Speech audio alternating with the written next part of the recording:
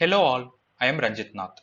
This video is to share you all the fourth task of my internship program on data science and business analytics at the Sparks Foundation. The task is to perform exploratory data analysis on global terrorism dataset. Here I came up with one of the best business intelligence tools of 2021, which is Microsoft Power BI. This is the link of the dataset used.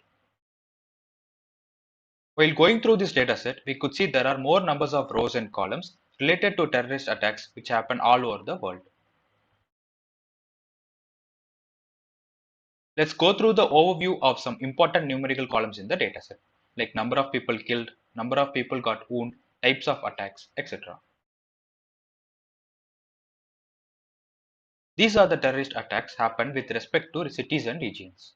We could see Middle East countries have been the most attacked regions of all, followed by the southern part of Asia and South America.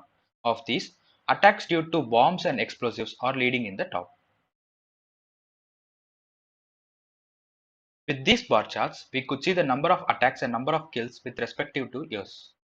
After 2010, the terrorist attacks are increasing all of a sudden, and in 2014, the world population has faced 44,000 kills and 41,000 of people got wounded due to these terrorist attacks.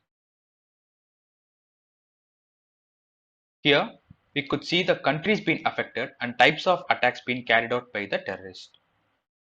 Around 20% of bombs and explosives were happened in Iraq, and they have lost 77,000 number of people for these immoral attacks, followed by India and Pakistan.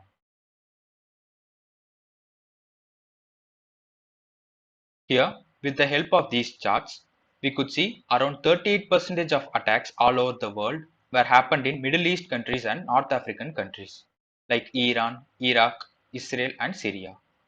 Around 45% of the attacks are due to bombs and explosives.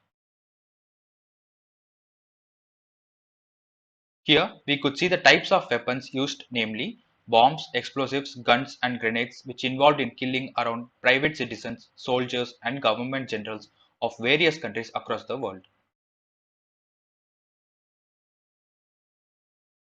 Here we could see suicidal attacks are well approached to kill people mainly in the countries of Middle East, North Africa and South Asia. Hope we all get rid of these brutal and inhuman attacks to kill innocent people for political purposes.